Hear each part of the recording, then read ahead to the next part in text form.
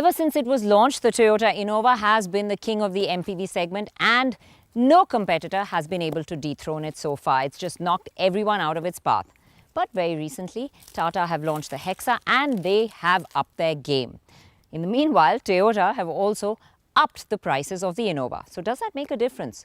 Well, for the first time, the Innova has been offered in an automatic variant. So we thought we'd pit the two automatics together to find out if the Hexa is not only value, but good enough otherwise to dethrone the king of the segment.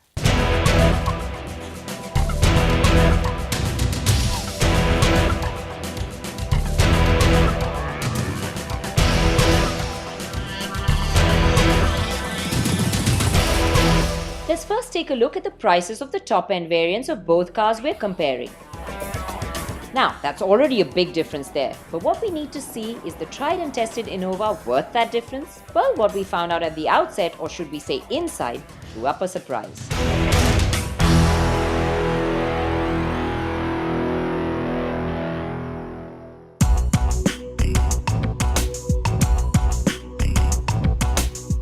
Hop into the inside of the Innova, it does look quite modern and there is a nice flow to the dash.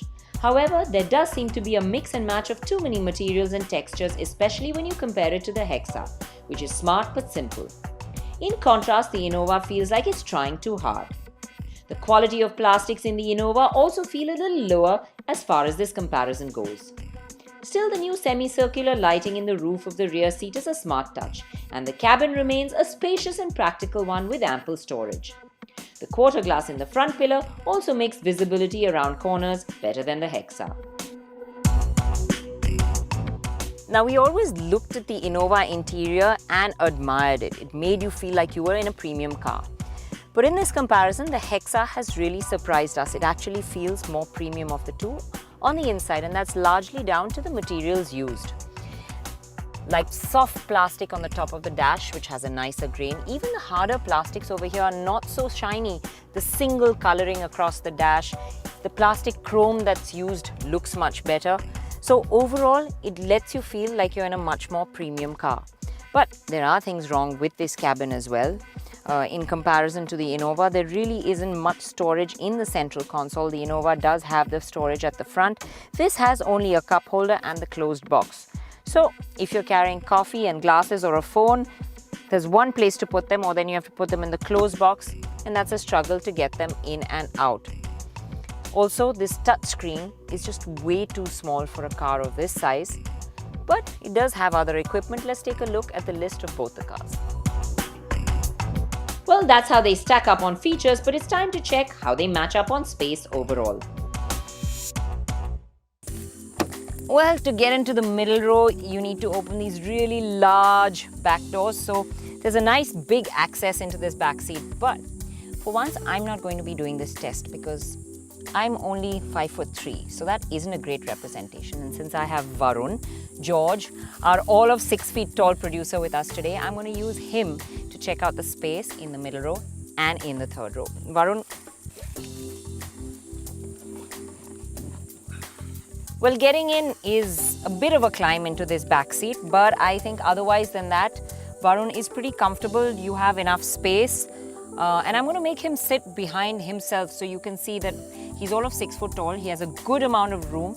And the beauty about the Hexa is its width. There's a lot of width in this car, so there's a lot of space and you feel like it's roomy. Shall we get into the third row?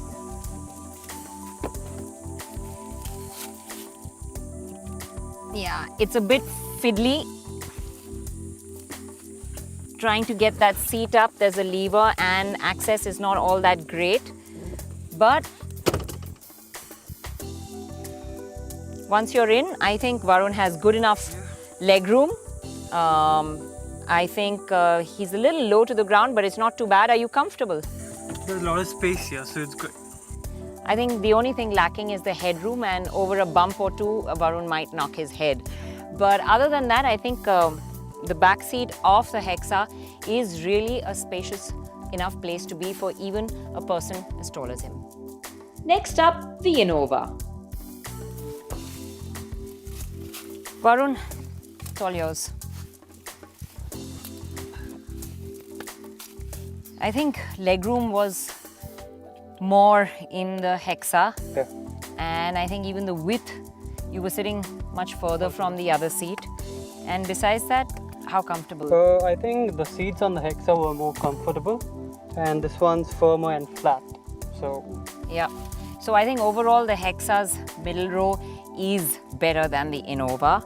And let's check out the third row and see how that does.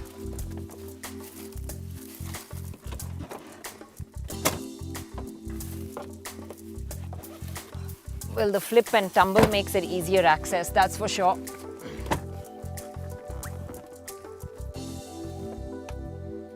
How's it on legroom? bad, very bad, actually.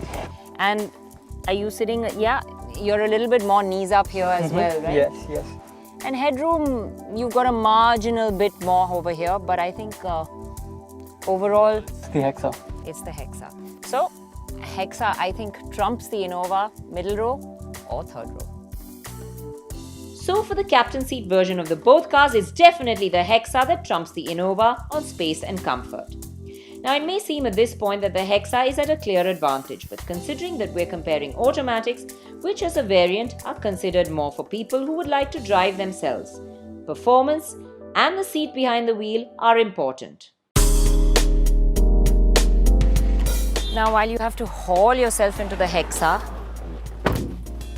getting into the Innova is much easier. You can just slide in.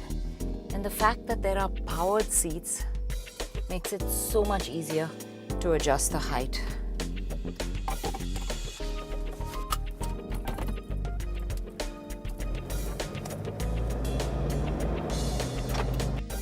The Hexa, on the other hand, has a manual adjust, so the Innova is already ticking off the right boxes from the front seat. Now, since the Hexa is only offered with a diesel power plant, we are comparing it with the Innova Diesel Auto. The Innova comes with a 2.8-litre engine producing 174 HP and 360 Nm. And the Hexa has the 2.2 Varicore, which produces 156 HP and 400 Nm of torque. Looks interesting on paper, though the Hexa has less power, it produces more torque. So how do they feel out on the road? The Innova's engine definitely feels the stronger of the two. Put your foot down and there's always ample power served up. And whether you're nipping in and out of traffic gaps or cruising down a highway and overtaking, it just comes so easily.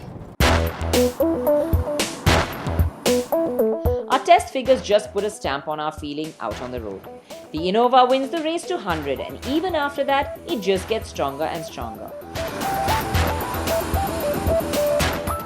However, the Hexa does actually do better in initial acceleration, getting off the line a little smarter, which is what makes it feel quite effortless to drive.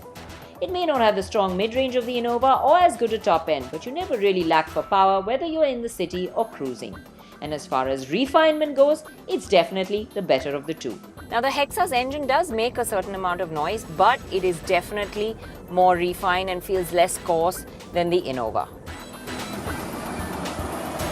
It's not only in terms of sound, it's also in the way that it delivers, thanks to the gearbox. Now, the engine in the Hexa may not feel as punchy or as quick as that of the Innova, but what does play to its advantage is the gearbox that just shifts cogs so seamlessly, smoothly and quickly. The Innova's gearbox, on the other hand, takes a little while to respond, especially at low revs, and it also shifts up quicker.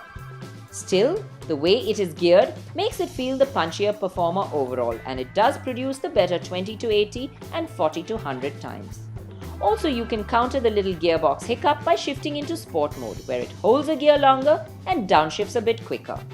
In addition, there are also drive modes. Now, the Innova does additionally offer the options of driving in eco mode if you want more frugality, or then if you don't find this already good engine strong enough, you can flip it into power mode for that little extra zing. Well, as far as performance goes, it's clearly the Innova that wins. Now let's also consider the way they handle. Let's face it, these are not vehicles that are meant to be pushed on a windy section of road, but what we have to find out is how light they are on their feet in city conditions and how planted they feel at cruising speeds. You feel the difference in weight between the two steerings, and the Innova's is much heavier. Maneuvering it in and out of traffic, or then even making a U-turn, it does feel quite heavy and requires more effort.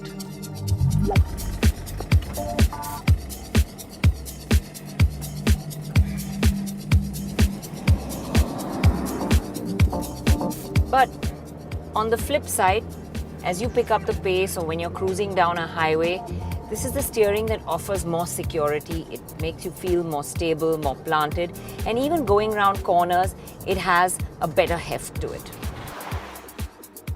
The Hexa, on the other hand, feels lighter and more nimble on its feet in the city, but it just doesn't provide the kind of connect or security that the Innova offers at higher speeds. Still, it does claw back some advantage with the fact that although it has more roll, it still feels better around corners.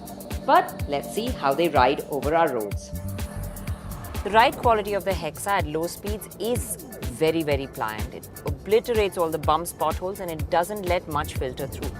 But as you pick up the pace, there is a bit of movement in this back seat. Now, if you're in city and traffic conditions, it'll be a really comfortable ride. And additionally, to keep you comfortable, especially in hot days like this, is the sunscreen, which is a boon. The Hexa's air vents are also better placed to cool one down immediately. But the Innova provides more creature comforts with the storage for the phone near the charging point and the table to work or eat off. Now, the ride quality of the Innova has always been good, and it still is. It's just that in this comparison, it feels like it has the firmer ride at low speed between the two cars, and it does get caught out over bumps and potholes a little bit more. But when you pick up the pace, it just remains so flat, so calm, so composed, and that's why overall I think this is the better ride quality. And finally, before we talk about how and why we pick a winner, let's see which one is more fuel efficient. Now, we're so used to the Innova trumping its competition that I really didn't expect this fight to be this close. The Hexa's voluminous cabin, its well-packaged interiors, the fact that it performs well makes it a very, very tempting offering, especially considering it's around 4 lakh less than the Innova. But there's no denying the Innova has its strengths. Yes, it may not have a cabin that matches up to the Hexa's in terms of quality and space, but on its own, it's a spacious and well-appointed cabin. And since we are comparing automatics, it's about performance because these are largely going to be owner-driven. And that's where the Innova really shines as far as performance, ride and handling goes. It is definitely the better of the two. Yes, it is more expensive, but those extra bucks that you spend do come with the peace of mind and reliability of the Toyota brand. And that's why, in our opinion, the Innova still remains the king of the segment.